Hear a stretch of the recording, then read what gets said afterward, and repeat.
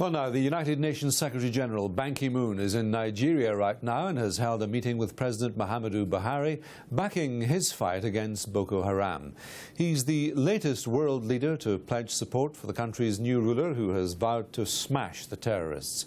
In a moment, we'll be speaking to Arise News anchor Charles Aniagolo, who is following events in Abuja. But first, this report now, first from Ian McBride.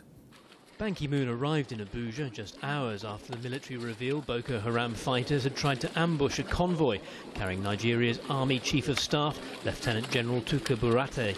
Tackling the terrorists is the top target for the Buhari government, backed by the UN. President Buhari and I discussed the full range of issues covering development, human rights, peace and security, including the cause of troubling levels of violence and terror perpetrated by Boko Haram in northeastern Nigeria. We have discussed with him the difficult time Nigeria finds itself, the destruction of infrastructure, especially in the northeast. President Buhari pledged during his election campaign to smash Boko Haram, and on visits to the leaders of neighbouring countries and to the United States, he's won powerful backing for his campaign. He's very concerned about the spread of Boko Haram and the violence that's taken place there and the atrocities that they've carried out, and has a very clear agenda in defeating Boko Haram and extremism of all sorts inside of his country. One of the most serious terrorist-related problems are the 219 girls from Chibok who are still held by Boko Haram nearly 500 days after they were kidnapped from their school. And the UN Secretary-General will meet the group's leaders later today. The UN's experienced terror first-hand in Nigeria. A suicide bomb attack on their building in Abuja killed 21 people 4 years ago. The bomber drove a car through security barriers and smashed into the reception area before blowing up the vehicle. The UN Secretary-General laid a wreath in honour of those who died. Ian McBride, Arise News. OK, let's cross live now to Arise News' anchor and special correspondent, Charles Aniagolo, who has been following events for us today in Abuja. Very good afternoon to you there, Charles. Just looking at some of the quotes from Ban Ki-moon coming in, a time of hope despite the rise in extremism, as he put it this afternoon. How so?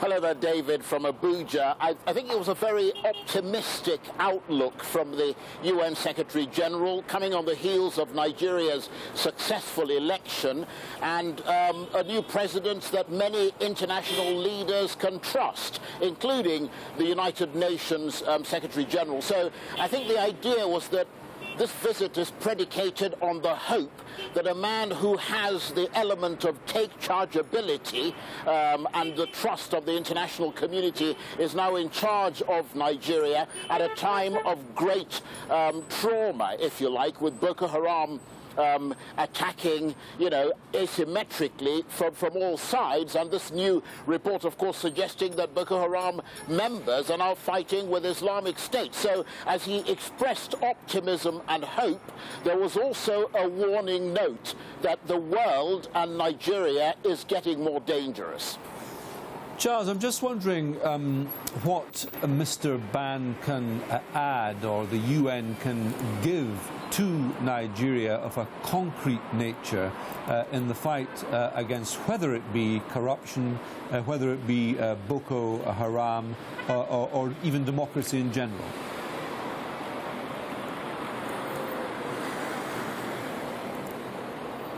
I think, generally speaking, that the mere presence of the UN Secretary-General here, I mean, the UN, as you know, in the developing world is very big, and his arrival is akin to, a major international leader coming to Nigeria on the same scale as perhaps David Cameron of the UK or possibly even Barack Obama.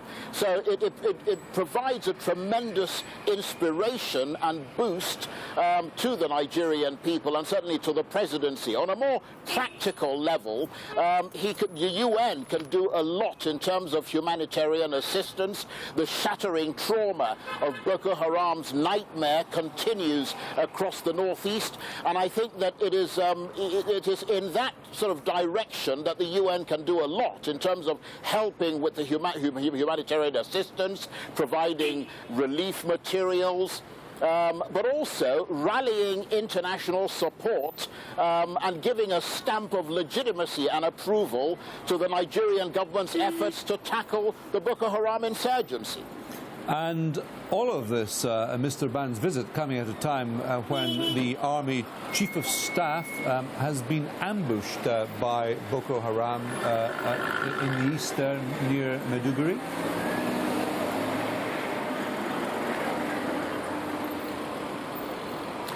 Well, absolutely, but I think that the Army are very keen not to portray it as a sort of ambush that even remotely threatened the Army Chief of Staff. I mean, what they're saying is that, yes, there were a bunch of Boko Haram people hiding in clumps of bushes who opened fire, and yes, they managed to kill one soldier, but they were immediately, the counterattack was massive, it was decisive, they destroyed them. Not only did they kill 5 insurgents, they managed to arrest 5 others. So what they're essentially trying to show, especially at a time when the UN Secretary General is coming here, is that Nigeria's military leaders are now taking a much more hands-on approach. The military chief of staff was right there in the front line of the battle, and this is evidence of that, this ambush.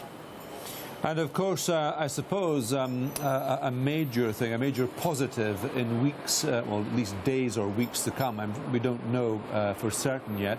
There's 8,700 troops as part of that big multi-nation task force that are going to be, as it were, employed in defeating Boko Haram.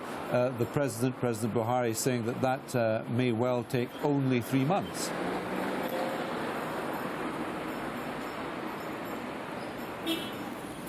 Yes, I mean, that's a very important note to sound, David, and it's a good thing that you brought it up, because in fact that was one of the things that the UN Secretary General was keen to reassure Nigeria, that it would provide as much material and moral support to that regional force as possible. A lot of hope is being placed on them, and the fact that they can coordinate their attacks from different, points of West Africa in order to encircle Boko Haram and ensure that there is nowhere for them to escape to, which would, of course, not only have a dramatic effect on the conventional battle, but also on the asymmetric one. So that was a critical point that the UN Secretary General raised, and that went very far, I think, to support the idea of President Buhari saying that it is possible, indeed probable, that the insurgency may well be dealt a decisive blow in 3 months. David.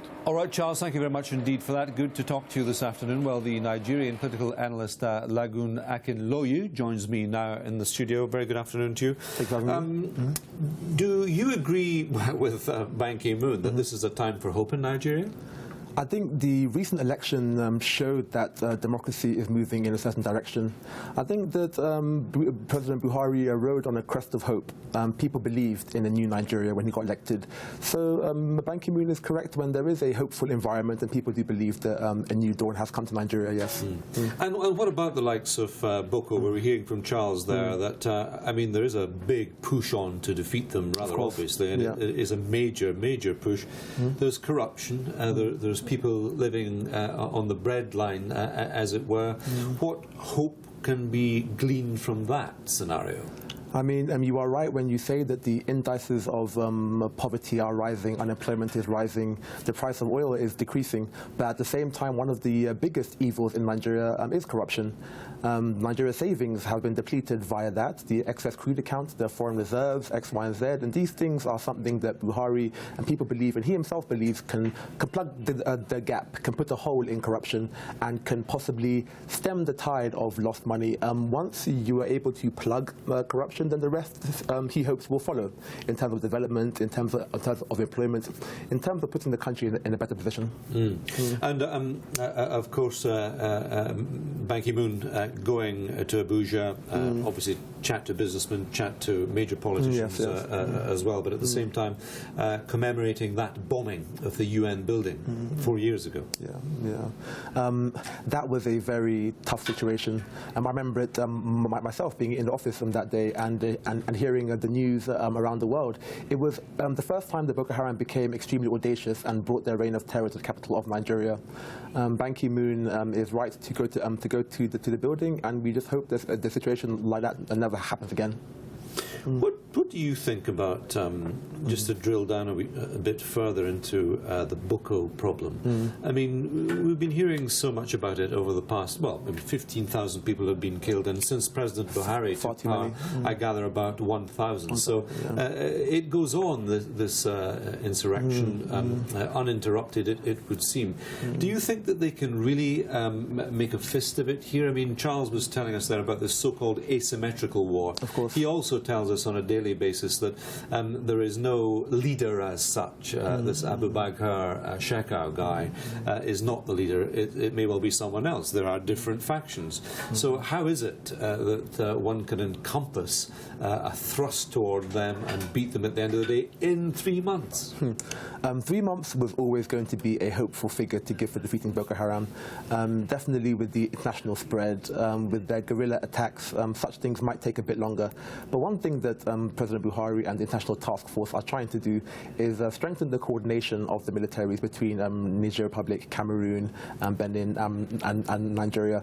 This task force is going to attempt to defeat Boko Haram.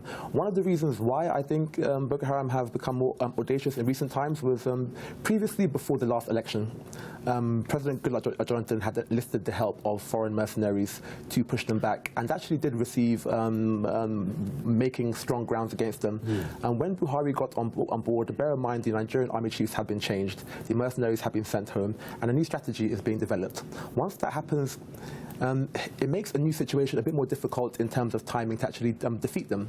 So once they coordinate with all their joint task force and the foreign countries and the UN and the people who are willing to help, a new strategy is in the formation to be made. And I truly believe that once the strategy is coherent and brought together, that changes will be made in the fight against Boko Haram. It may well take a bit more than 3 months. 3 months, I'm not too sure, but in the long run, I do believe that strategy is in place. Let's hope so. Let's hope so. Lagun Akinloye, thank you very much indeed for coming in to join us. Thank you for having me.